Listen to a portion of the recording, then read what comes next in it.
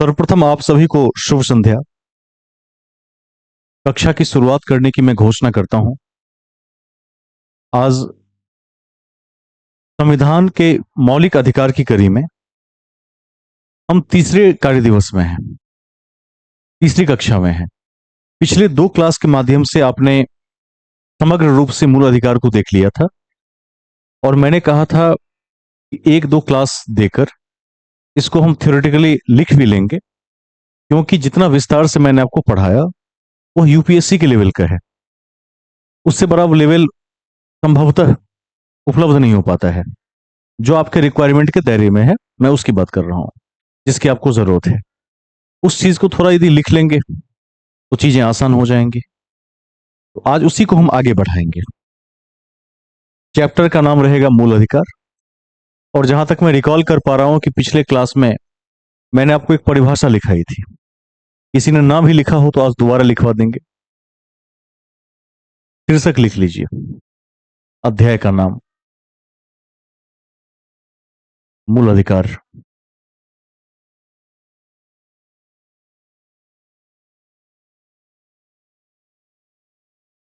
Fundamental rights.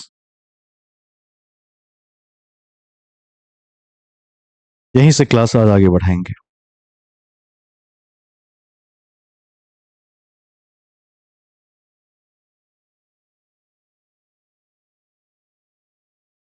शुरुआत किया जाए। सबसे पहले हमने चर्चा की कि वह ऐसे अधिकार हैं, मूल अधिकार, जो किसी व्यक्ति को राज्य के विरुद्ध पूर्ण विकास का अवसर प्रदान करता है, ताकि एक व्यक्ति उस अधिकारों का प्रयोग करके चौदिस विकास कर सके। सबसे पहला पॉइंट यही लिखना है। एक बार लिखवाया भी था, फिर भी जिन्होंने लिख लिया है छोड़ देंगे, ना लिखा है तो लिख लेंगे। लिख दीजिए, मूल अधिकार एक ऐसा अधिकार है, मूल अधिकार एक ऐसा अधिकार है जो मूल अधिकार एक ऐसा अधिकार है जो व्यक्ति के समग्र विकास के लिए, व्यक्ति के समग्र विकास के लिए, समग्र विकास के लिए संविधान के भाग 3 अनुच्छेद 12 से 35, संविधान के भाग 3 अनुच्छेद 12 से 35 में प्रदान किए गए हैं, प्रदान किए गए हैं एवं एवं इसे संविधान के द्वारा, इसे संविधान के द्वारा विशेष संरक्षण भी प्राप्त है।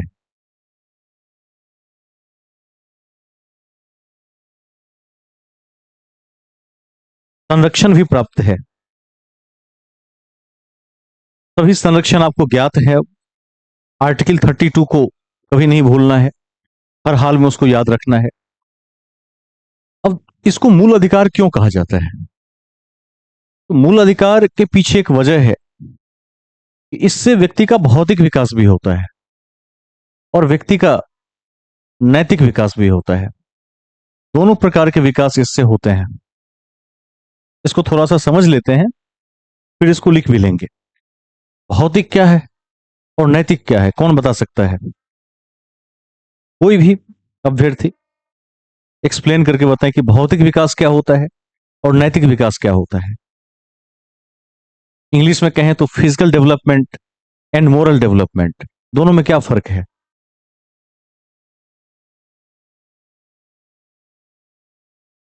तो पीछे आ गई।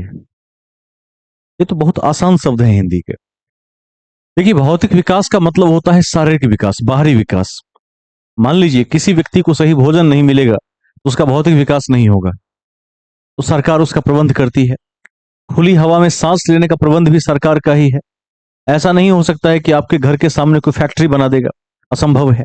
जीवन के अधिकार का उल्लंघन हो जाएगा। उसके बाद एक व्यक्ति के पास यह आजादी होना कि मैं अपना जीवन कैसे जीऊं, यह सबसे बड़ा भौतिक विकास है। उसका अपने हिसाब से लाइफ को ढाल सकता है।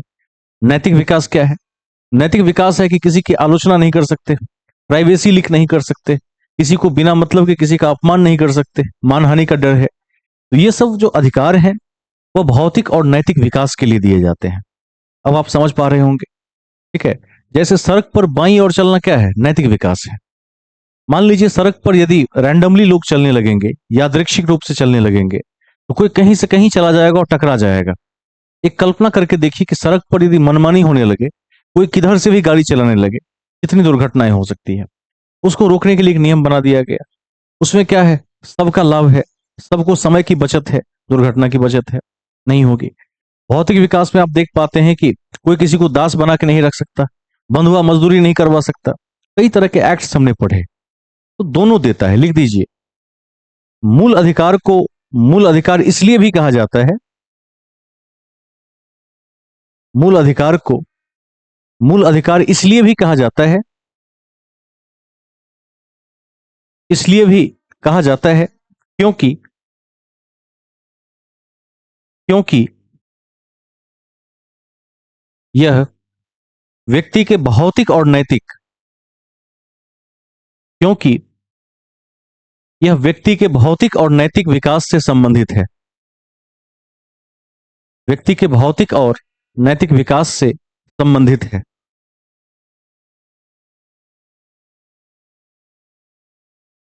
ठीक है, याद रख पाएंगे, संबंधित है। इसी में जोड़ दीजिए, देखिए अनुच्छेद 32 के तहत उच्चतम न्यायालय, इंग्लिश में सुप्रीम कोर्ट, अनुच्छेद 32 के तहत उच्चतम न्यायालय उच्चतम न्यायालय जबकि अनुच्छेद 226 के तहत अनुच्छेद 226 के तहत उच्च न्यायालय के तहत उच्च न्यायालय उच्च न्यायालय में उच्च न्यायालय में 5 रिट के माध्यम से 5 रिट के माध्यम से 5 रिट के माध्यम से कोई भी नागरिक मूल अधिकारों को लेकर अपील कर सकता है। कोई भी नागरिक मूल अधिकारों को लेकर अपील कर सकता है। कोई भी नागरिक मूल अधिकारों को लेकर अपील कर सकता है। ठीक है। आप सभी को 5 रिट याद है कि नहीं? पहला था बंदी प्रत्यक्षीकरण, हैबस कॉर्पस, मैंडमस, ये सब याद हो गया होगा। Next point. अब एक क्वेश्चन जो परीक्षा में पूछा जाता है कि मूल अधिकार में जो संशोधन होगा वो किस बहुमत से होगा? वह विशेष बहुमत से होगा। और बता दिए थे कि आर्टिकल जो 13 है उसको बिल्कुल ही सेफ रखा गया है कि मूल अधिकारों में होने वाले परिवर्तन आर्टिकल 13 में आएंगे और आर्टिकल 368 के तहत संविधान संशोधन नहीं माने जाएंगे। याद रहेगा? ठीक है, लिख दीजिए। मूल अधिकार में संशोधन के लिए मूल अधिकार में संशोधन के लिए विशेष बहुमत विशेष बहुमत की आवश्यकता होती है। मूल अधिकारों में संशोधन के लिए विशेष बहुमत की आवश्यकता होती है। इसको ध्यान में रखना है, विशेष बहुमत की आवश्यकता होती है। एवं इसका निलंबन भी एवं इसका निलंबन भी इसका निलंबन भी विशेष परिस्थिति में राष्ट्रपति कर सकते हैं। इसका निलंबन भी विशेष परिस्थिति में राष्ट्रपति कर सकते हैं। राष्ट्रपति कर सकते हैं। ठीक है। याद रखना है इसको। आगे चलते हैं। हेडिंग में लिखिए विशेषताएं। विशेषताएं।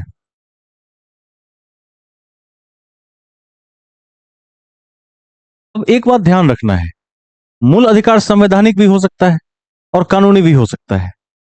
इसको ध्यान रखना है। जैसे संपत्ति का अधिकार अब क्या है? कानूनी अधिकार है, आर्टिकल 300 क में है। लेकिन जीवन का अधिकार क्या है? अनुच्छेद 21 संवैधानिक अधिकार है।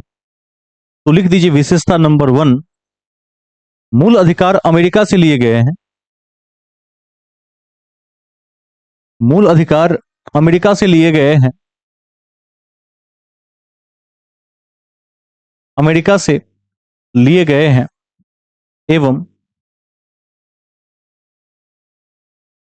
एवं यह दो प्रकार के होते हैं।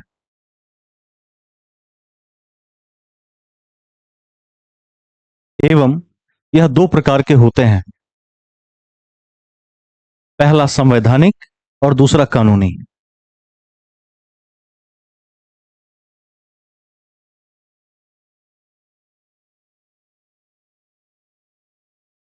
ठीक है।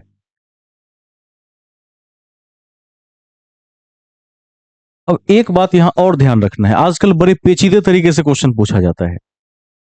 अब क्वेश्चन पूछ देगा चार विकल्प देकर, इन चारों अधिकारों में से कौन सा एक अधिकार जो मूल अधिकार है वो कानूनी अधिकार भी है और संवैधानिक भी है। मतलब है तो कानूनी अधिकार, लेकिन व्यवहार करता है संवैधानिक अधिकार की भांति। कौन सा ऐसा अधिकार है? आप में से कोई बता सकते हैं कि ऐसे दो अधिकार का नाम बताइए जो है तो कानूनी अधिकार लेकिन संवैधानिक मूल अधिकार की भांति ट्रीट करता है। कौन सा है? एक तो बहुत चर्चित अधिकार है, कौन बता सकते हैं? कोई भी?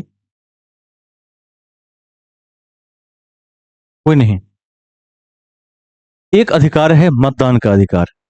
मतदान का अधिकार एक ऐसा अधिकार है, वैसे आप देखेंगे तो 12 से 35 के बीच कहीं नहीं मिलेगा आपको। कहीं पर है मतदान का अधिकार? नहीं है। तो मतदान का अधिकार मूल अधिकार तो है नहीं, है तो कानूनी अधिकार। उसके बाहर जो भी है वो कानूनी अधिकार है। लेकिन कानूनी अधिकार होकर भी क्या है, संवैधानिक अधिकार की भांति उसकी महत्ता है। इसमें लिख दीजिए कानूनी अधिकार भी संवैधानिक अधिकार हो सकते हैं। कानूनी अधिकार भी संवैधानिक अधिकार हो सकते हैं। हो सकते हैं। जैसे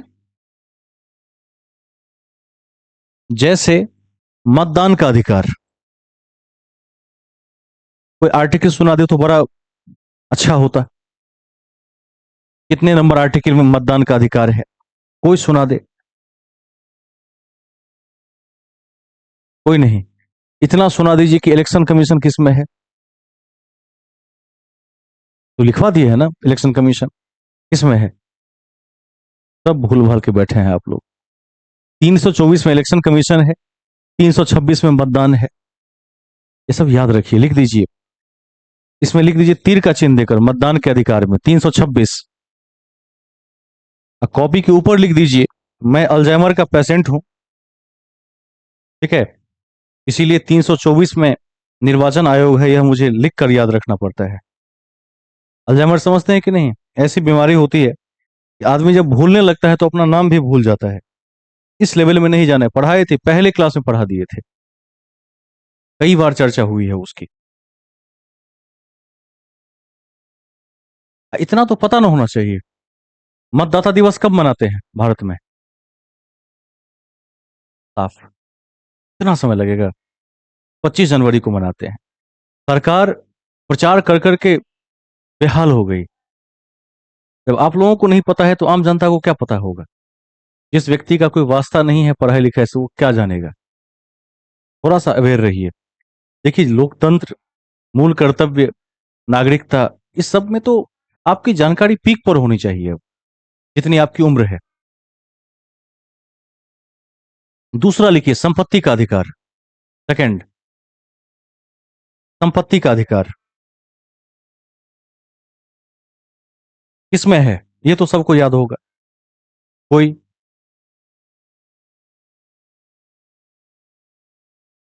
300 क में है, चलिए ठीक है, लिख दीजिए वहां पर आर्टिकल 300 क या 300 ए अंग्रेजी में।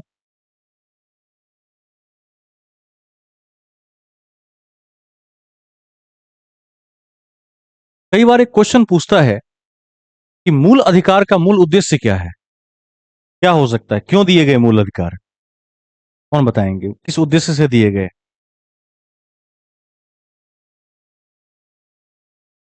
कौन बताएंगे। थोड़ा सा क्रिएटिविटी बढ़ाकर अपने अंदर मेंटेन रखिए, जवाब दीजिए, जवाब दे देंगे तो क्या होगा, सही होने की संभावना भी रहेगी। डर के मारे कोई जवाब नहीं दे रहा है, गलत ना हो जाए। आपके हिसाब से मूल अधिकार क्यों दिया जाता है, क्या उद्देश्य है उसका, थोड़ा सा हिंट कर देता हूं। डैश प्रकार के लोकतंत्र की स्थापना के लिए, अब बता दीजिए किस प्रकार का लोकतंत्र,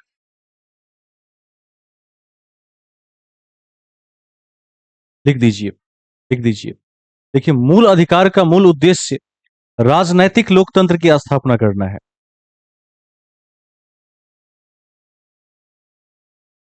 मूल अधिकार का मूल उद्देश्य राजनैतिक लोकतंत्र की स्थापना करना है।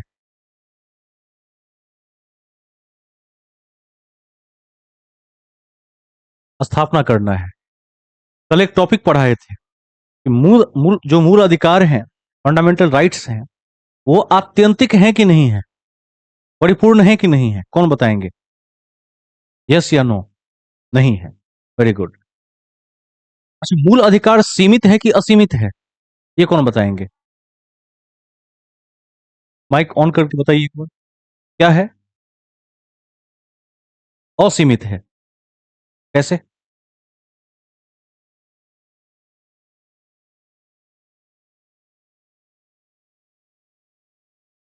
इसको लिख दीजिए, थोड़ा समझा देते हैं इसको। एक पॉइंट तो आपने लिख लिया कि मूल अधिकार का उद्देश्य राजनैतिक लोकतंत्र की स्थापना करना है, सबने लिख लिया। मतलब राजनैतिक लोकतंत्र का क्या मतलब है, राजनैतिक लोकतंत्र का मतलब है कि सरकार तो बना दिया, लेकिन क्या जनता खुद को फ्री महसूस कर रही है, या जनता आज भी अपने ऊपर दबाव महसूस कर रही है। तो दबाव से मुक्ति देना था, एक सही नैतिक और भौतिक विकास वाले जीवन को प्रदान करना था। अगला पॉइंट मैंने चर्चा किया कि मूल अधिकार सीमित है कि नहीं, तो मूल अधिकार बिल्कुल सीमित है, अधिकार अनंत हो सकते हैं। और समय समय पर केसेस के माध्यम से हमने देखा कि सुप्रीम कोर्ट ने अधिकारों को और इलेबोरेशन दिया, उसकी और विस्तृत व्याख्या की। तो मूल अधिकार सीमित है, जितना चाहे असीमित किया जा सकता है, लिख दीजिए, मूल अधिकार सीमित है।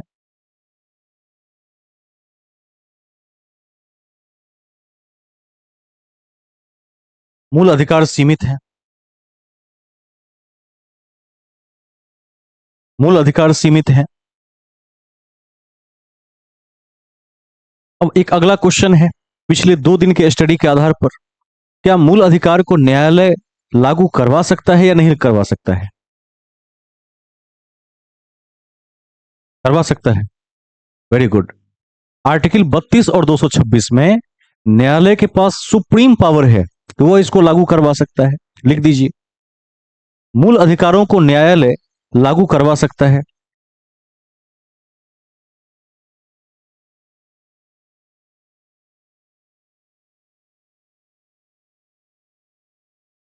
लागू करवा सकता है,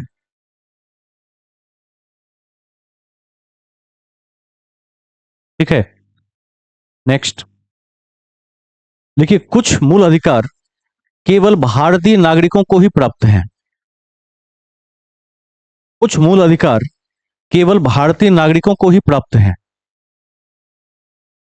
केवल भारतीय नागरिकों को ही प्राप्त हैं, प्राप्त हैं। जैसे सबको याद भी हो गया होगा, अनुच्छेद 15, 16, 19, 29 एवं 30,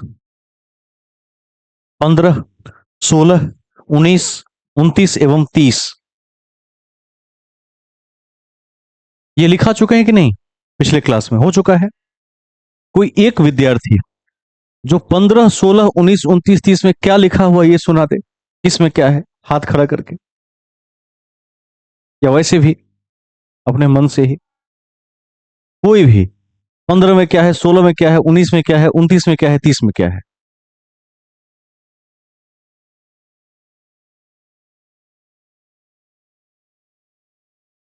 हाँ, 16 में क्या है, अवसर की समानता। हाँ, ठीक है। 19 में क्या है,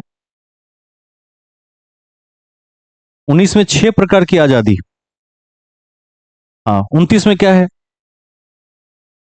माइनॉरिटीज की सुरक्षा को लेकर सरकार काम करेगी। 30 में क्या है,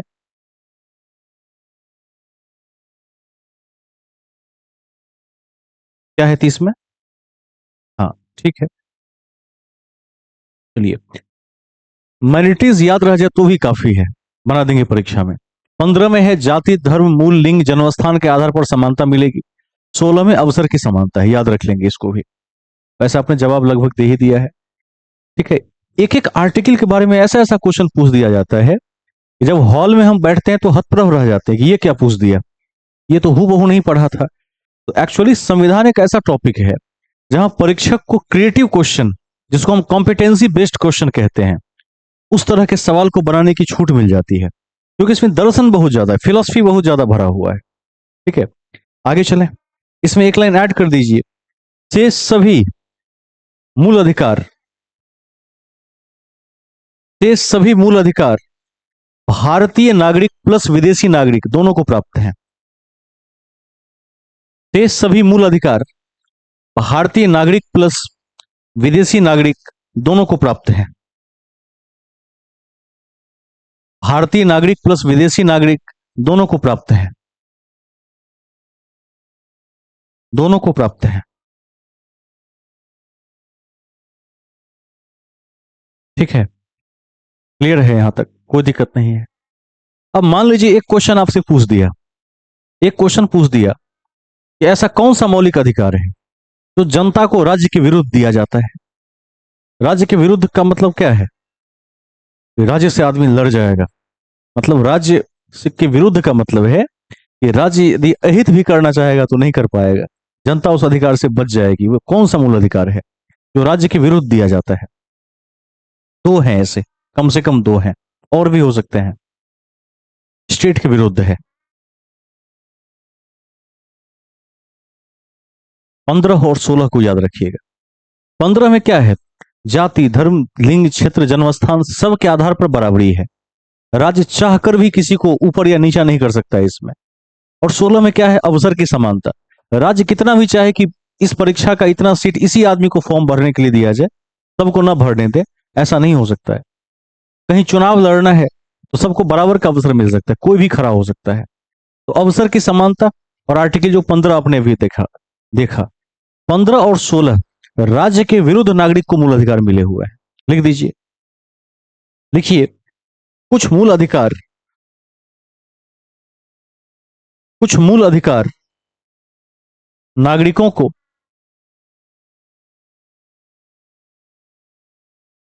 राज्य के विरुद्ध प्रदान किए जाते हैं।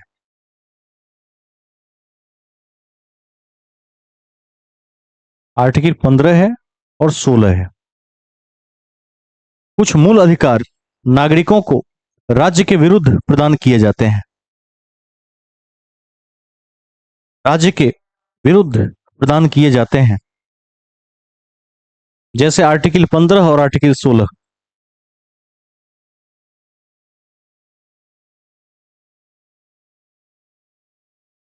याद भी कर लीजिएगा तो काम चल जाएगा। ठीक है, 15 और 16। अब कुछ ऐसे भी अधिकार हो सकते हैं जो राज्य के भी विरुद्ध है और नागरिक के भी विरुद्ध है। दोनों में से संविधान किसी की नहीं सुन रहा है, यहां पर सीधे एक ऐसा अधिकार दे दिया कि भाई राज्य के भी अगेंस्ट है और उस नागरिक के भी अगेंस्ट है, दोनों को सहना पड़ेगा।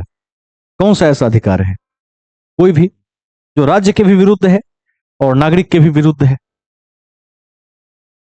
कौन सा हो सकता है, वेरी गुड, 23-24 हो सकता है। और कौन सा हो सकता है, एक और है बहुत महत्वपूर्ण, 17 अनटचेबिलिटी का अंत, अस्पृश्यता का अंत कर दिया गया। छुआछूत, अब कोई मानता भी है छुआछूत नागरिक कि वो मुझसे छोटा है मैं उससे बड़ा हूं, संवैधानिक रूप से नहीं मान सकता, सजा हो जाएगी। राज्य भी नहीं मान सकता, सजा हो जाएगी, सरकार को सजा हो जाएगी। तो राज्य के विरुद्ध भी है, नागरिक के विरुद्ध भी है। उसी तरह से 23 में क्या है कि जो 14 साल से कम उम्र के बच्चे हैं उनसे बलात् श्रम नहीं करवा सकते, कठिन कार्यों में नहीं लगा सकते, फैक्ट्रियों में नहीं लगा सकते। और 24 में है बेगार श्रम का, उल्टा कह दिया सर मैंने, 23 में है बेगार श्रम का अंत कर दिया गया है, और 24 में है बाल श्रम प्रतिषेध है, उल्टा कह दिया था।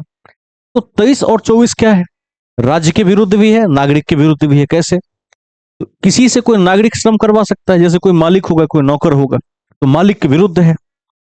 और राज्य भी यदि ऐसी कोई करतूत करता है कि कोई काम करवा कर पैसा नहीं देना चाहता, तो उसका भी विरोध कर देगा यहां पर संविधान। तो ये मूल मूल अधिकार दोनों के अगेंस्ट में है। लिख दीजिए, कुछ मौलिक अधिकार राज्य के भी विरुद्ध हैं और नागरिक के भी विरुद्ध हैं। राज्य के भी विरुद्ध हैं और नागरिक के भी विरुद्ध हैं, दोनों के विरुद्ध हैं। जैसे आर्टिकल 17, आर्टिकल 17 अनुच्छेद 17, इसमें लिख सकते हैं ब्रैकेट में, अस्पृश्यता का अंत। ठीक है। आर्टिकल 23 और 24, 23 में है बेगार श्रम को बंद कर दिया गया है और 24 में है बाल श्रम प्रतिषेध है। दोनों को लिख लीजिए। यह राज्य के भी अगेंस्ट है और नागरिक के भी अगेंस्ट है।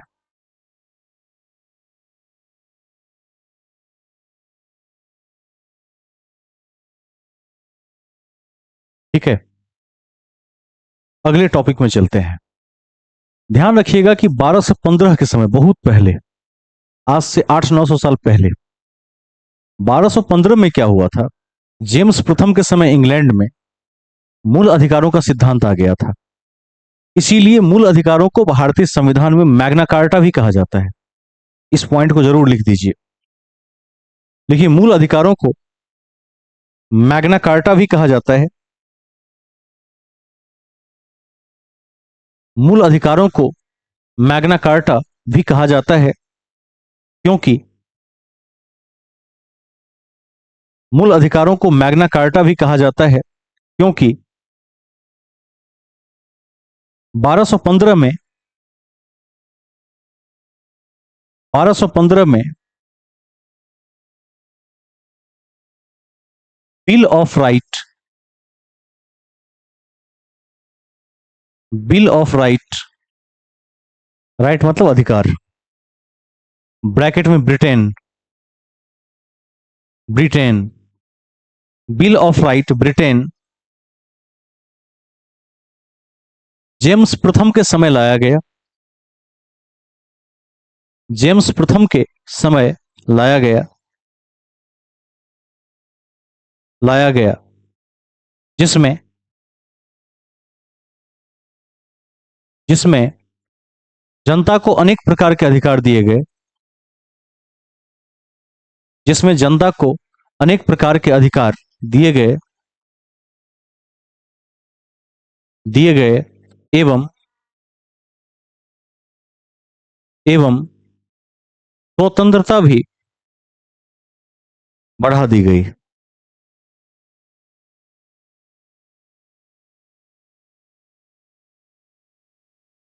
इसे ब्रिटेन में मैग्ना कार्टा कहा गया था। इसे ब्रिटेन में मैग्ना कार्टा कहा गया था। ठीक है, नेक्स्ट पॉइंट में चलते हैं। सभी को ज्ञात है कि जो मूल संविधान था, मूल संविधान में 7 मौलिक अधिकार थे। वर्तमान में संपत्ति के अधिकार को हटाने के बाद 6 बच गए। इसको लिख दीजिए। लेकिन मूल संविधान में 7 मौलिक अधिकार थे। जबकि वर्तमान में 6 हैं। मूल संविधान में 7 मौलिक अधिकार थे, जबकि वर्तमान में 6 हैं। 6। वर्तमान में 6 हैं। वर्तमान में 6 हैं। नोट में लिख दीजिए एक पॉइंट। देखिए, संपत्ति के अधिकार, ब्रैकेट में अनुच्छेद 31, 31। संपत्ति के अधिकार, संपत्ति के अधिकार को 44वें संविधान संशोधन 1978 के माध्यम से, संपत्ति के अधिकार को 44वें संविधान संशोधन 1978 के माध्यम से मूल अधिकार से हटाकर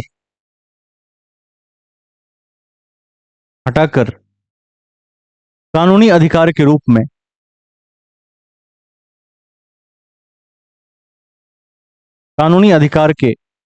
में अनुच्छेद 300 क में जोड़ दिया गया। अनुच्छेद 300 क में जोड़ दिया गया। 300 क में जोड़ दिया गया। ब्रैकेट में लिख दीजिए, मोरारजी देसाई के समय। मोरारजी देसाई के समय।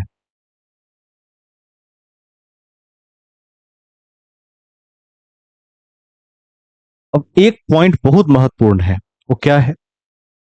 मौलिक अधिकार तो सबको समझ में आ गया है। मौलिक अधिकार का मतलब है संविधान के भाग 3 में वर्णित वे सभी अधिकार जो आर्टिकल 12 से 35 के मध्य आते हैं। आपको याद होगा कि इसमें संशोधन भी आर्टिकल 368 के तहत संविधान संशोधन नहीं माना जाता है। स्पेशल पावर है 13 में पार्लियामेंट के पास, कोर्ट के पास, सुप्रीम कोर्ट के पास जुडिशियल रिव्यू की शक्ति है। लेकिन जब हम कानूनी अधिकार की बात करते हैं, ये बहुत महत्वपूर्ण इसलिए है कि परीक्षा में कई बार पूछा जाता है, किसी अधिकार का नाम दे देगा और आपसे पूछेगा कि यह अधिकार कानूनी अधिकार है, कि सांविधिक अधिकार है, कि मौलिक अधिकार है, कि विधिक अधिकार है, क्या है? तो कई बार ऐसा देखा जाता है कि अभ्यर्थी असमंजस में फंस जाते हैं कि मैं क्या टिक करूंगा इसमें। तो सबसे पहले कानूनी अधिकार को समझ लीजिए। इसका एक और नाम है सांविधिक अधिकार, लीगल राइट कहते हैं इसको। दोनों का समान मतलब है। ध्यान रखना है, एक तो आपके पास आर्टिकल 13 है और एक है आर्टिकल 368। 368 में क्या है? संविधान संशोधन जो दक्षिण अफ्रीका से लिया गया है। शर्त क्या है? शर्त यह है कि आर्टिकल 13 के अंदर क्या होगा? अनुच्छेद 12 से लेकर 35 तक का संशोधन हो पाएगा। इसके बाहर जो धाराएं हैं उसका संशोधन इसमें होगा, 368 में होगा। 4-5 केसों का अध्ययन करने के बाद हम इस निष्कर्ष पर पहुंच गए थे। ठीक है, तो जो 12 से 35 के बाहर के अधिकार हैं, जैसे अनुच्छेद 300 क जिसमें संपत्ति का अधिकार है, वो अब 12 से 35 के बीच है कि डिलीट हो गया? वहां से क्या हो गया? अब बाहर हो गया। तो जो 12 से 35 के बाहर का कोई भी अधिकार है, जैसे मतदान का अधिकार है या चुनाव लड़ने का अधिकार है, 12 से 35 में नहीं है। संपत्ति का अधिकार 12 से 35 में अब नहीं है। तो जो अधिकार इस सीमा के बाहर है उसको बोलते हैं कानूनी अधिकार। इसको याद रखना है। कानूनी अधिकार में यदि संशोधन करना पड़ेगा तो संसद आर्टिकल 368 का प्रयोग करेगी। इसको गांठ बांधकर याद रख लीजिए, बहुत महत्वपूर्ण है। यदि 12 से 35 के मध्य किसी अधिकार में संशोधन करना पड़ेगा तो आर्टिकल 13 का प्रयोग करेगी। ठीक है, क्लियर है दोनों बातें? अब मैं आपसे एक दूसरा प्रश्न पूछता हूं। जैसे एक क्वेश्चन है कि चुनाव जो लड़ने का अधिकार है वह कानूनी अधिकार है कि मूल अधिकार है? क्या है? चुनाव लड़ने का अधिकार कानूनी अधिकार है। पूरे मूल अधिकार में हमने कहीं नहीं पढ़ा कि चुनाव लड़ना है। कहीं पढ़ा आपने? कहीं था? कहीं नहीं था। दूसरा क्वेश्चन, जीवन का अधिकार क्या है, मूल अधिकार है कि कानूनी अधिकार है? यह मूल अधिकार है। एक अगला क्वेश्चन पूछ लेते हैं। हर व्यक्ति को घर उपलब्ध करवाना है सरकार को, माने हर व्यक्ति को यह अधिकार है कि उसके पास कुछ जमीन हो। यह कैसा अधिकार है, मूल अधिकार है कि कानूनी अधिकार है?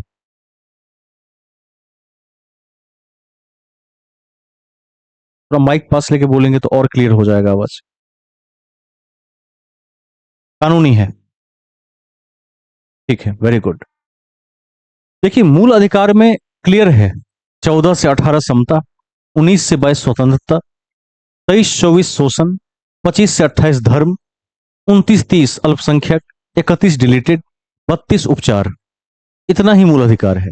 इसके बाहर जो भी अधिकार हैं, वोट डालने का अधिकार हो, जिसको मतदान का अधिकार कहते हैं, चुनाव लड़ने का अधिकार हो, अथवा कोई भी ऐसा अधिकार हो, वो सब के सब अधिकार किस में आ जाएंगे? कानूनी अधिकार में आ जाएंगे। कानूनी अधिकार का ही दूसरा नाम क्या है? सांविधिक अधिकार है। तो सांविधिक में फंसना नहीं है परीक्षा में। अभी एक, जब टेस्ट सीरीज वगैरह आगे आएगा, इस तरह के 2-4 क्वेश्चन वहां मैं फ्रेम करवा देता हूं, ताकि और थोड़ा क्लियर हो जाएंगे। अभी आपने क्या लिखा था लास्ट में? हेडिंग बना लिया था ये, कानूनी वर्सेस सांविधिक। इसको हेडिंग बना लीजिए, नोट में लिख सकते हैं।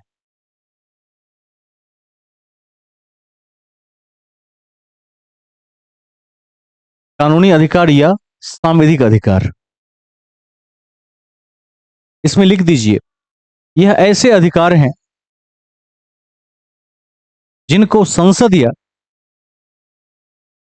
विधानमंडल के द्वारा संशोधित किए जा सकते हैं।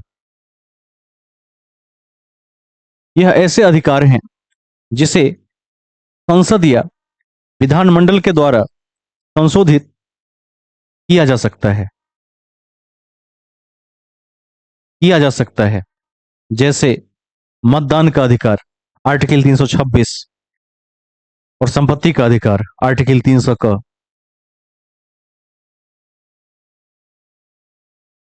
ठीक है, मतदान का अधिकार क्या है? कानूनी अधिकार है, आर्टिकल 326।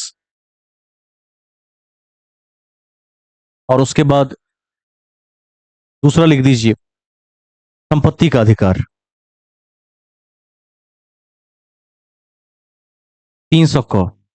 ये दोनों क्या है? 12 से 35 के बाहर की चीज है। ठीक है, स्टार देकर लिखिए मूल अधिकार, तीर का चिन्ह, मूल अधिकार, तीर का चिन्ह, तीर का चिन्ह। इसमें केवल वैसे अधिकार आएंगे, इसमें केवल वैसे अधिकार आएंगे जो संविधान के भाग 3 अनुच्छेद 12 से 35 तक वर्णित हैं। इसमें केवल वैसे अधिकार आएंगे जो संविधान के भाग 3 आर्टिकल 12 से 35 तक वर्णित हैं, वर्णित हैं।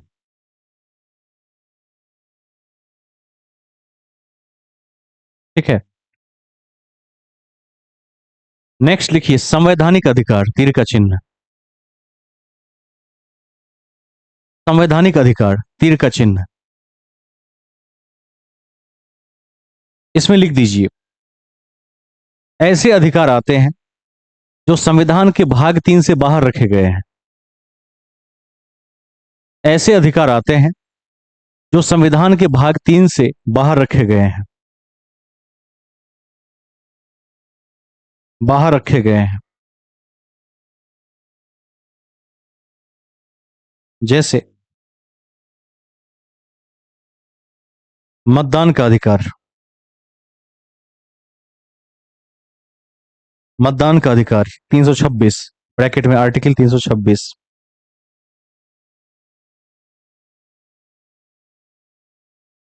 ठीक है, आर्टिकल 301, आर्टिकल 301, इसमें लिख दीजिए, भारत के भीतर व्यापार करने और व्यापारिक कार्यों से भ्रमण की स्वतंत्रता।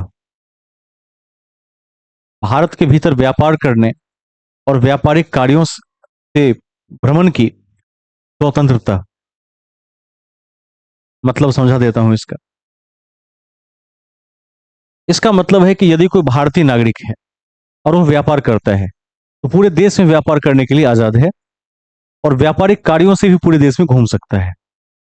वैसे भी आर्टिकल 19 में क्या है कि आप पूरे देश में कुछ रेस्ट्रिक्टेड एरियाज को छोड़कर कहीं भी घूम सकते हैं।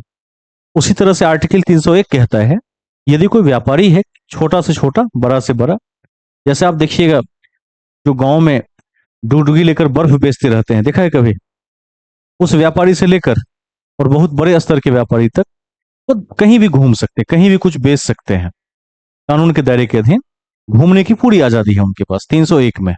यह कैसा अधिकार है? संवैधानिक अधिकार है। देखिए, संपत्ति का अधिकार आर्टिकल 300 क, ये भी ऐड कर दीजिए।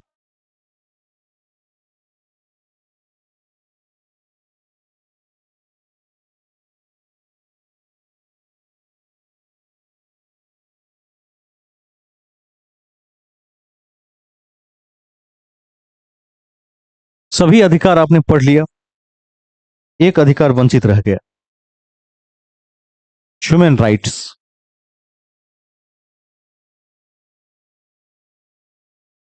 इसको बोलते हैं मानवाधिकार या मानवाधिकार। ये बिल्कुल अलग है। हेडिंग बना लीजिए, मानवाधिकार। और मैं चाहूंगा कोई मुझे मानवाधिकार के बारे में दो शब्द बताएं कि मानवाधिकार क्या होता है।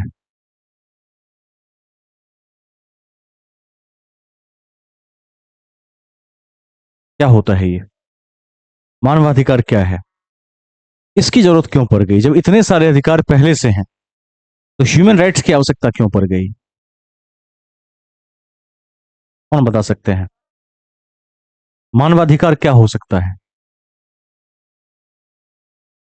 देखिए, मानवाधिकार का सीधा तात्पर्य है कि मनुष्य होने के लिए, मनुष्य के रूप में जीने के लिए जिन अधिकारों की विशेष आवश्यकता है उसको मानवाधिकार कहते हैं।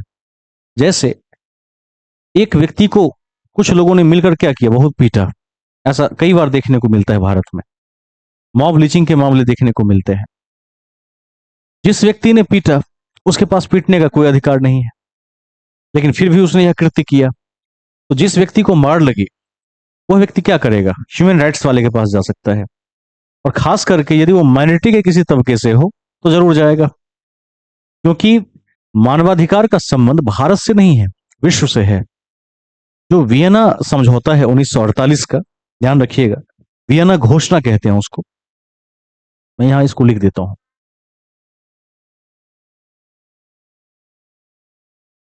वियना घोषणा 1948, ये चलता है यूएन की तरफ से, यानी हिंदी में कहेंगे संयुक्त राष्ट्र। ये संयुक्त राष्ट्र ने बनाया है पूरी दुनिया के लिए मानवाधिकार। एक मनुष्य होने के नाते जो अधिकार चाहिए वो सबके सब अधिकार यह देता है। प्रताड़ना से बचने का अधिकार, ठीक है, जैसे कोई किसी पर प्रहार न करे, मानसिक या शारीरिक क्षति न पहुंचे, किसी व्यक्ति के साथ कोई हैरेसमेंट ना हो, इस सब से बचाता है।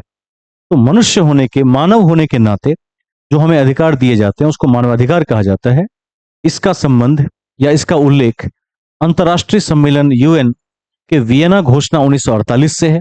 और इसके संदर्भ में ध्यान रखिएगा, क्योंकि यह संयुक्त राष्ट्र के द्वारा दिया जाता है पूरी दुनिया के सभी देशों के मानवों को, मनुष्यों को, ठीक है। तो मनुष्यों को दिए जाने के कारण, चूंकि पूरी दुनिया के लेवल पर है, तो यह भारत में किसी न्यायालय के द्वारा संरक्षित नहीं है।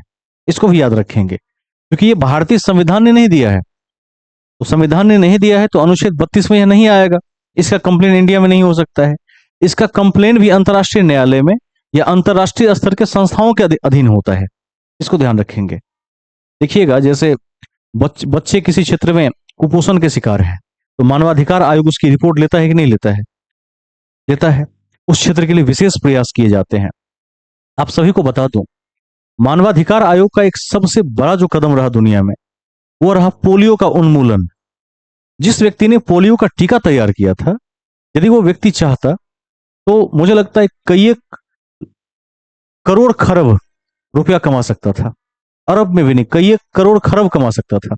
इतना महंगा वैक्सीन बना सकता था, क्योंकि पोलियो एक ऐसी बीमारी थी कि एक बार हो जाने के बाद उसका कोई इलाज नहीं था, और दुनिया में भीषण स्तर पर, बड़े स्तर पर लोग इससे ग्रस्त हो रहे थे। मैं आप सभी को बता दूं कि ह्यूमन राइट्स जो मानवाधिकार आयोग है, उसने ठान लिया था उस समय कि इसके रिगार्डिंग कुछ करना चाहिए। बनाने वाले वैज्ञानिक ने कहा कि मैं इसके लिए 1 रुपया का चार्ज नहीं लूंगा, इतने बड़े आविष्कार के लिए, जिस आविष्कार की कोई कीमत नहीं है, जो जान बचा सकता है, कैंसर का कोई ऐसा खुराक आ जाए, उसकी क्या कीमत होगी, अनमोल होगा वो। उस व्यक्ति ने कहा कि मेरे लिए सबसे बड़ी उपलब्धि होगी कि इस देश में या दुनिया में जहां भी पोलियोग्रस्त लोग हैं, बच्चे हैं खास करके, बचपन में ही अधिक होने की संभावना होती है, वे इससे मुक्त हो जाए, दुनिया पोलियो मुक्त हो जाए, तो मैं समझूंगा कि मुझे मेरा पारितोषिक मिल गया। ये बात उसने कहा। और मानवाधिकार आयोग ने वर्ल्ड लेवल पर पोलियो उन्मूलन चलाया।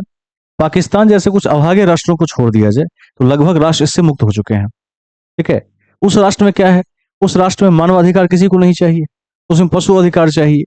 एक तरफ से लोग तलवार लेकर, बंदूक लेकर दौड़ते हैं कि ये हमारी पीढ़ियों को पोलियो की खुराक पिला रहा है, नसबंदी कर रहा है। इससे क्या होगा, अब अगला पीढ़ी नहीं आ सकता है। बताइए किस तरह के लोग हैं। तो पाकिस्तान एक ऐसा अभागा प्रांत रह गया, जिस प्रांत में आज भी पोलियो से ग्रस्त लोग पाए जाते हैं, क्योंकि उसने टीका ही नहीं लगाने दिया किसी को, वैक्सीन नहीं लगाने दिया उसका। लेकिन भारत में आप देखिएगा, अब पोलियो का वैक्सीन लगभग नहीं ही लगता है। लगता है क्या, अब बंद हो गया है शायद, उसकी जरूरत अब नहीं रही, जहां तक मैं देख पाता हूं। आप जब बचपन में आपने देखा होगा कि पोलियो टीकाकरण किस लेवल पर चल रहा था। यह सब क्या है, मानवाधिकार है। मनुष्य को जीने के लिए अधिकार दिए जाते हैं, और यह ह्यूमन राइट्स कमीशन की ओर से दिया जाता है। वियना को जरूर याद रखना है। और इसके रिगार्डिंग एक भारत में भी कमीशन बना था, शाह कमीशन। इसके रिगार्डिंग नहीं बना था, वो तो आपातकाल के रिगार्डिंग बना था। इसके रिगार्डिंग शायद कोई कमीशन भारत में नजर पड़ेगा तो मैं आपको लिखवा दूंगा, याद नहीं आ रहा है मुझे। शाह कमीशन तो आपातकाल से है। कोई कमीशन एक बार मैंने पढ़ा था कहीं, आप लोग भी देखिएगा, मैं भी देख कर आऊंगा कल कि कोई कमीशन मिल जाए तो लिखवा देंगे। शेष ध्यान रखना है कि न्यायालय के द्वारा संरक्षित नहीं है। लिख दीजिए, इस बार इतनी बातों को लिख दीजिए। लिखिए, मानव होने के नाते जो अधिकार दिए जाते हैं उसे मानवाधिकार कहा जाता है। मानव होने के नाते जो अधिकार दिए जाते हैं उसे मानवाधिकार कहा जाता है। मानवाधिकार कहा जाता है।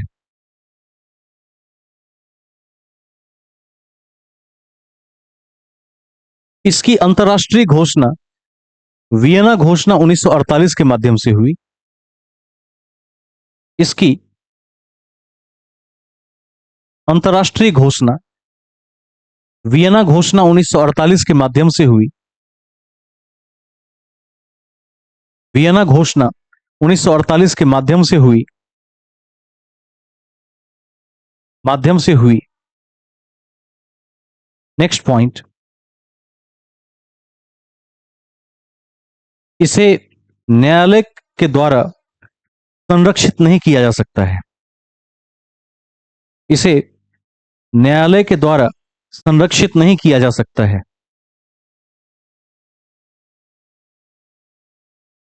नहीं किया जा सकता है। कॉपी के सबसे टॉप पर लिख दीजिए एक पॉइंट।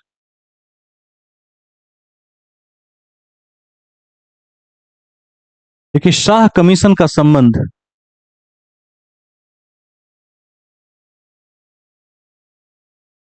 शाह कमीशन का संबंध 1975 के आपातकाल से है। 1975 के आपातकाल से है।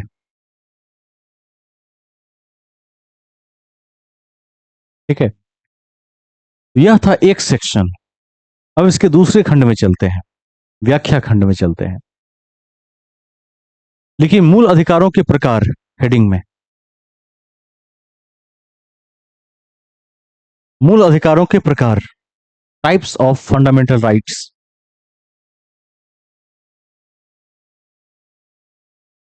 पहला पॉइंट, पहले इसकी संख्या 7 थी, जबकि वर्तमान में 6 है। पहले इसकी संख्या 7 थी, जबकि वर्तमान में 6 है।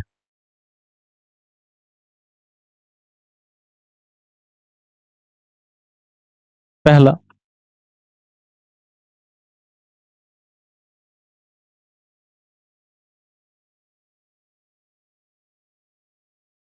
समानता का अधिकार।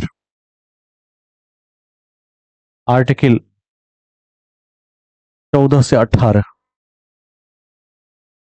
समानता का अधिकार, आर्टिकल 14 से 18। राइट टू इक्वलिटी कहते हैं। दूसरा, सेकंड, स्वतंत्रता का अधिकार, 19 से 22। स्वतंत्रता का अधिकार, 19 से 22। 19 से 22। तीसरा, शोषण के विरुद्ध अधिकार, 23 से 24। शोषण के विरुद्ध अधिकार, 23 से 24। 23 से 24। नेक्स्ट, धार्मिक स्वतंत्रता का अधिकार, 25 से 28। धार्मिक स्वतंत्रता का अधिकार, आर्टिकल 25 से 28। 25 से 28। नेक्स्ट, अल्पसंख्यकों के शिक्षा और संस्कृति का अधिकार, 29 से 30।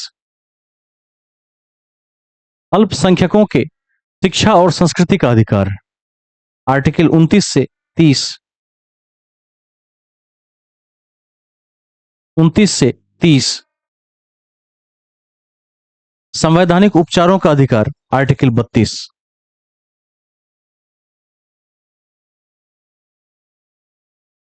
आर्टिकल 32। ठीक है, पहले भी आपको याद हो गया था ये सब, दोबारा आपने देख लिया। 31 को लिखवाने की अब कोई जरूरत नहीं है ना, 31 सबको याद है कहां चला गया है। 44 1978, 300 को एम देसाई, चार बातें याद रख लीजिए उसमें। अब नीचे लिखिए अनुच्छेद 12, तीर का चिन्ह, राज्य की परिभाषा है।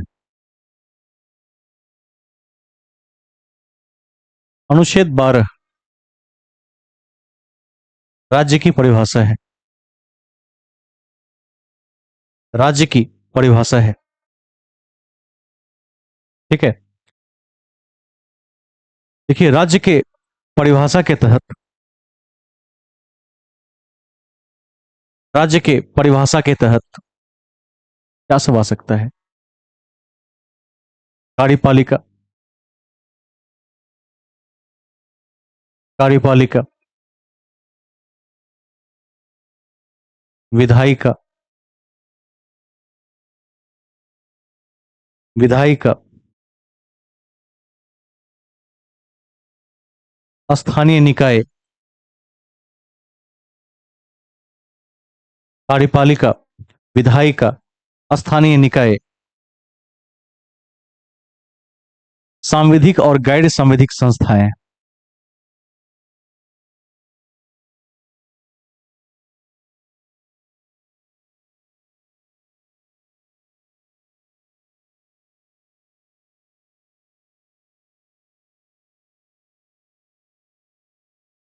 सांविधिक एवं गैर सांविधिक संस्थाएं आती हैं।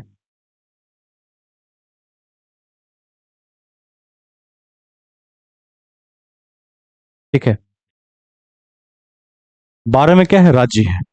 राज्य के 4 तत्व हैं, सबको याद होगा। देखिए आर्टिकल 13,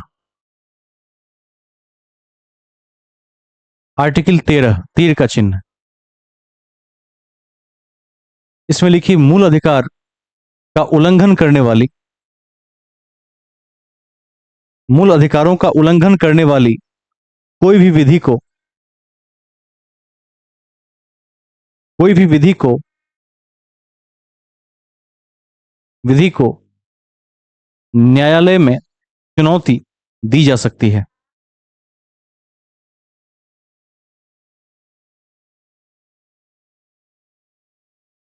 दी जा सकती है। ठीक है। अनुच्छेद 33 अनुच्छेद 33, इसमें लिखिए सशस्त्र बल, सशस्त्र बल, गुप्तचर, गुप्तचर, पुलिस आदि सेवाओं से संबंधित, आदि सेवाओं से संबंधित क्रियान्वयन पर, क्रियान्वयन पर प्रतिबंध लगाया जा सकता है।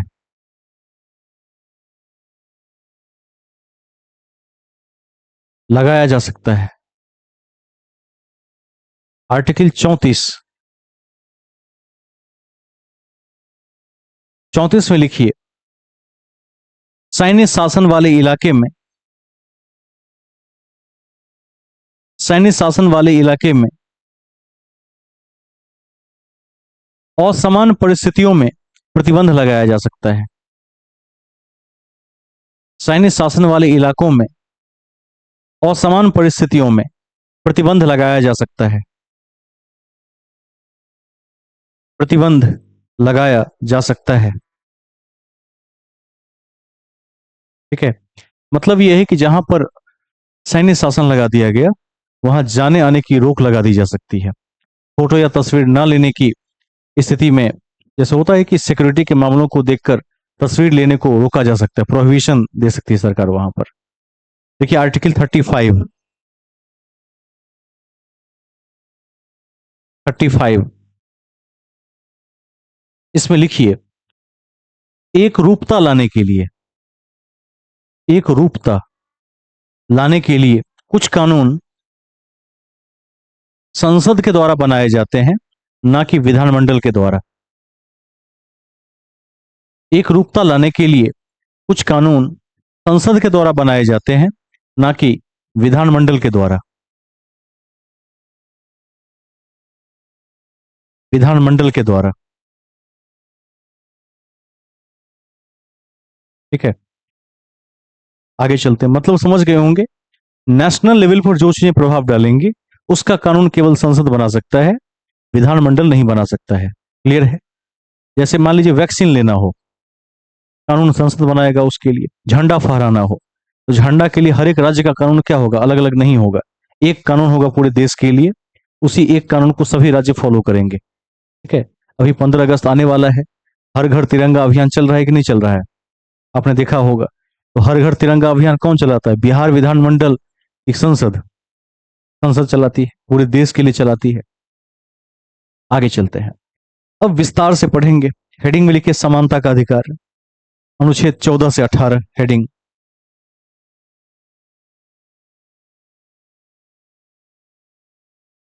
समानता का अधिकार।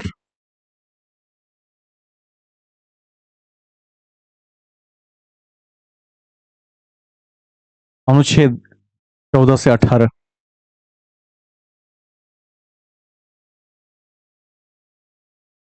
इसमें सबसे पहले लिखिए आर्टिकल 14। एक वीडियो आज अपलोड हुआ है, वो आप लोगों के लिए नहीं होगा। आप लोगों ने देखा है क्या उसको? उसको मैं फिर से हाइड कर देता हूं। देखा है? वो मेरे विभाग के लिए था, डिपार्टमेंटल एक मीटिंग के सेशन के कारण वो था। SCERT के द्वारा जो नए कानून लागू किए जा रहे हैं निपुण भारत के लिए, उसके रिगार्डिंग था। वो आपके मतलब का नहीं होगा, तो उसको देखने का कोई विशेष फायदा आपको अभी नहीं मिलेगा, नौकरी के बाद मिल सकता है। उसमें क्या होता है, जो प्रभारी होते हैं, जैसे भी प्रभारी मैं हूं, तो बड़ी बड़ी मीटिंग्स लेनी पड़ती है। तो अब इतनी बड़ी बड़ी मीटिंग में इतना समय लगता है। एक तो जो स्टाफ होता है वो वैसे ही परेशान होता है सरकारी विभाग में, उस पर और तनाव दिया जाए, यह उचित नहीं है। अच्छे प्रशासक का क्या है, यही लक्षण है। आप लोग भी जब अधिकारी बनेंगे तो क्या करेंगे, इसी नियम का पालन करेंगे। ऐसा नहीं कि कोई जूनियर मिल जाए तो उसको त्रस्त कर दें। अक्सर ऐसा देखा जाता है, जो सीनियर ऑफिसर होता है वो जूनियर्स के साथ क्या व्यवहार करता है, ऐसा व्यवहार करता है, अमानवीय व्यवहार कहते हैं उसे। देखा है कि नहीं कभी? धमकियों से वार्ता की शुरुआत होती है। तो मैंने सोचा था कि उसमें बहुत बड़ी बड़ी चीजें हैं। अभी देश में शिक्षा व्यवस्था को लेकर इतना परिवर्तन हो रहा है कि खास करके न्यू एजुकेशन पॉलिसी से आप लोग शायद कम अवगत होंगे। उसको देखिएगा, इतने बड़े बड़े बदलाव किए जा रहे हैं, जो बदलाव आज से पहले कभी ना हुए थे। उसमें एनसीईआरटी की किताबों का बदल जाना, क्लास 6 से ही किताब बदलना शुरू हो गया है। उसमें मिशन बुनियाद को रिप्लेस करके निपुण भारत का स्थान दिया जाना, उसमें ईएमसी को रिप्लेस करके नीव को जगह दिया जाना, यह सब नए भारत की शुरुआत है। उसी के रिगार्डिंग वो थे। तो आपको शायद समझ में नहीं भी आएगा, उसको देखना भी नहीं है। उसको मैं फिर से हाइड कर देता हूँ। उस टाइम के लिए मैंने उसको पब्लिक कर दिया था ताकि थोड़ा समय बचे और 30-40 मिनट में अपनी ढेर सारी बातें सामने वालों को कह दूं, एक सभा को समझा दूं। आगे चलते हैं, मुख्य बातों में आते हैं। आर्टिकल 14 में हम थे। 14 में लिखी विधि के समक्ष समानता है। विधि के समक्ष समानता है, समानता है। इतना तो सबको ज्ञात हो गया है कि विधि मतलब क्या होता है। कानून होता है, लॉ होता है। किसने दुनिया में पहली बार इस बात पर बल दिया कि कानून के समक्ष समानता होनी चाहिए? किस व्यक्ति का सिद्धांत है? कभी पूछ देगा कि विधि का शासन या विधि के समक्ष समानता का सिद्धांत किसने दिया? तो याद रखिएगा, यह सिद्धांत दिया था डायसी ने। नीचे लिख दीजिए, डायसी ने यह सिद्धांत दिया। हाँ, हाँ, डायसी ने दिया यह सिद्धांत, डायसी ने दिया, डायसी ने दिया। क्लियर है? अब देखिए, एक बहुत बड़ी चीज जिसकी चर्चा मैंने पिछले 2 क्लास में की, कि विधि के समक्ष समानता और कानून का समान संरक्षण दोनों एक बात नहीं है। एक लाइन जोड़ दीजिए, विधि के समक्ष समानता के 2 भाग हैं या 2 आयाम हैं।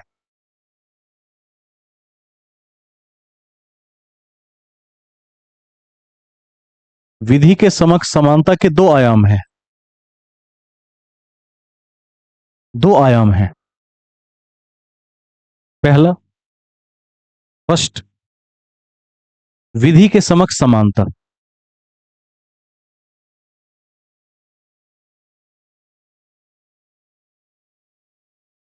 विधि के समक्ष समानता। और दूसरा लिखिएगा, कानून का समान संरक्षण। कानून का समान संरक्षण। और 2 कॉलम बना देंगे ऐसे, कानून का समान संरक्षण।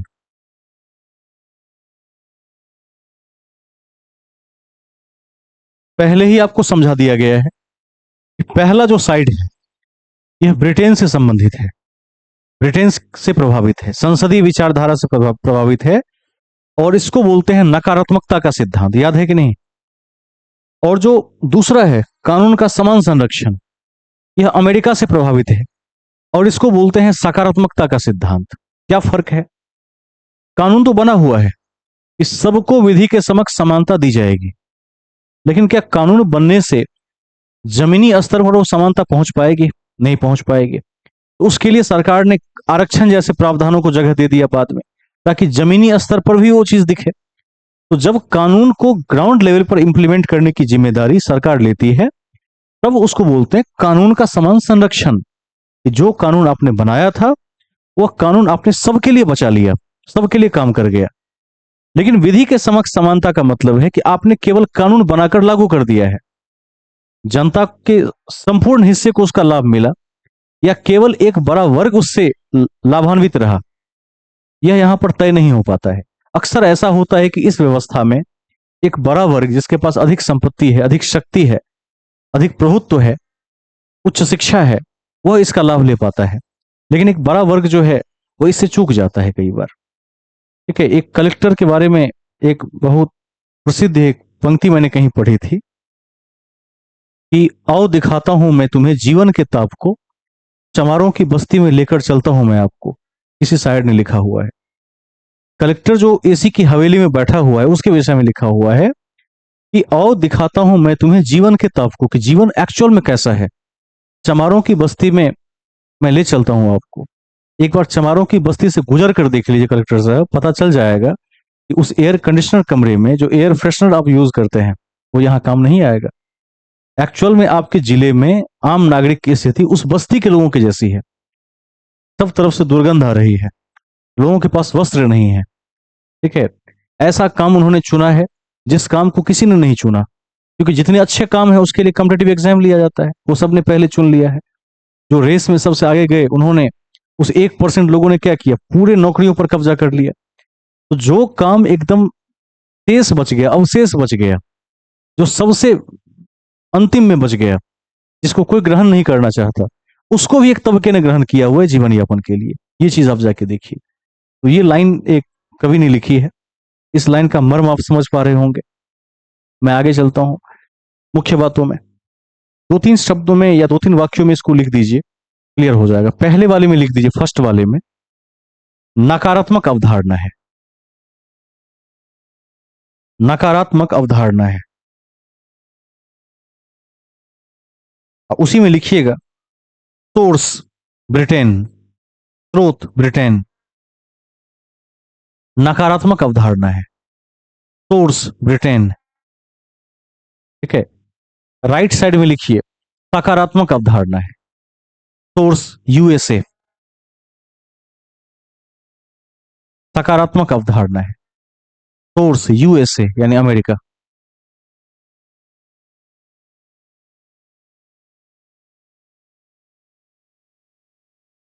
ठीक है, पहले वाले में लिखिए, फर्स्ट वाले में, विशेष अधिकार का नहीं होना। विशेष अधिकार का नहीं होना, नहीं होना।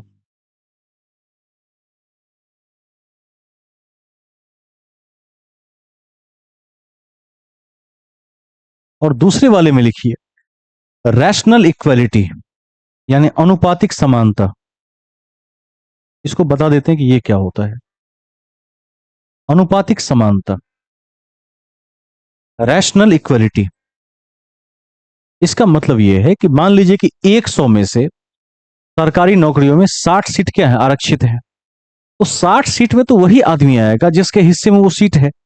जैसे 27 सीट ओबीसी के पास है, एससी और एसटी को मिलाकर 22.5 सीट है, 15 प्लस 7.5। तो अब के व्यवस्था में ये लागू है, कानून का समान संरक्षण। तो किसी डिपार्टमेंट में यदि 100 पद खाली हुए तो उसमें 60 लोग कौन आएंगे, जो आरक्षण से आए हैं, और 40 लोग वो आएंगे जो बिना आरक्षण से आए हैं। तो समाज के सभी वर्गों से लोगों को हिस्सेदारी लेने का अवसर मिल सकेगा। यही इसका मतलब है, रैशनल इक्वालिटी, अनुपातिक समानता। लेफ्ट साइड में लिखिए, बाएं साइड में देखिए, सबल वर्ग के पक्ष में विभेद का नहीं होना। सबल वर्ग के पक्ष में विभेद का नहीं होना।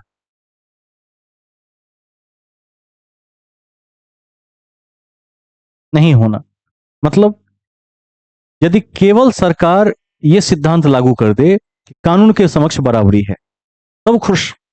जो सबल आदमी है वो कहेगा बहुत बढ़िया।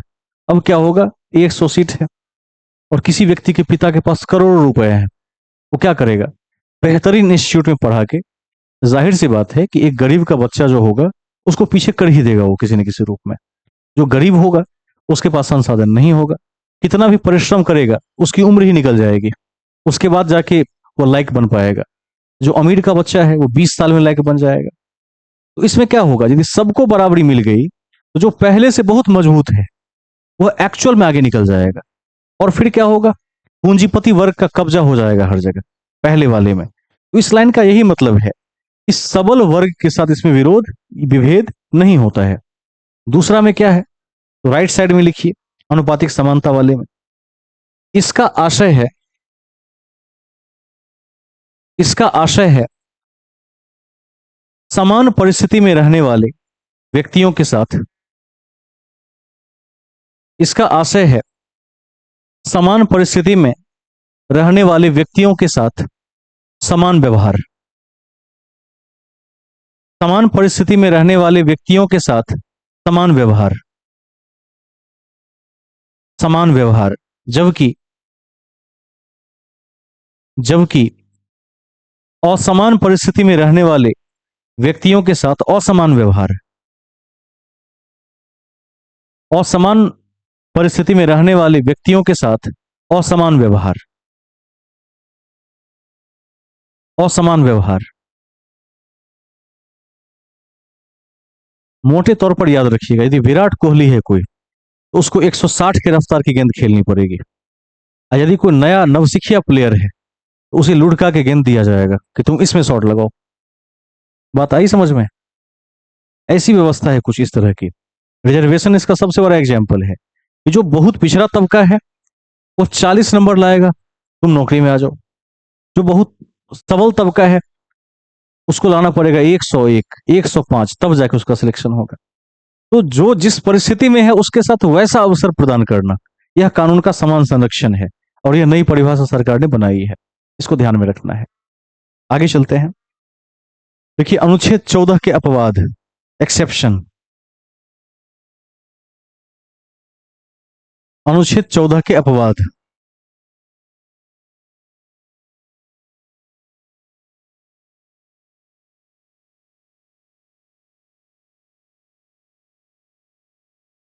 अपवाद।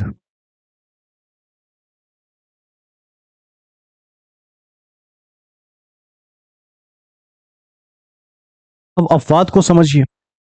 सबसे पहला तो अपवाद कौन है? राष्ट्रपति और राज्यपाल है। जब तक पद में है, पोस्ट पर है, तब तक उन पर यह लागू नहीं होगा, वो विशेष नागरिक है। लिख दीजिए, राष्ट्रपति और राज्यपाल जब तक पद में बने हुए हैं, राष्ट्रपति और राज्यपाल जब तक पद में बने हुए हैं, जब तक पद में बने हुए हैं,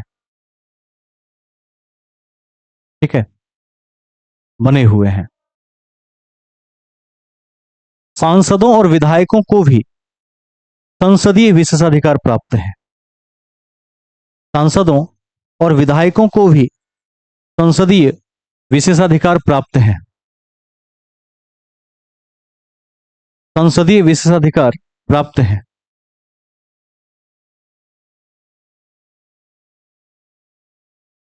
प्राप्त है। ये सब क्या है? आर्टिकल 14 के बाहर के लोग हैं। तीसरा, विदेशी कूटनीतिज्ञों को भी अनेक विशेषाधिकार हैं। विदेशी कूटनीतिज्ञों को भी अनेक विशेषाधिकार हैं। अनेक विशेषाधिकार हैं। अनेक विशेषाधिकार हैं। हेडिंग देके आज छोड़ दीजिए आर्टिकल 15। यह क्लास फिर अब कल से लेंगे, कल समाप्त करवा देंगे इसको पूरा। इसके बाद चलेगा मूल कर्तव्य, और जिस दिन संविधान का पहला बड़ा खंड समाप्त हो गया, सिलेबस याद है कि नहीं? लिखवाए थे 6+4, तो 6 नंबर ओवर हो गया, तो उसके बदले में अन्य विषयों को भी जगह जीएस में दी जा सकती है। साथ साथ साइंस में भौतिकी को शुरू किया जा सकता है। ठीक है, क्लास इस तरह भी चलती रहेगी। आज कक्षा की समाप्ति की मैं घोषणा करता हूं। शुभ रात्रि, सभी को धन्यवाद। Good night.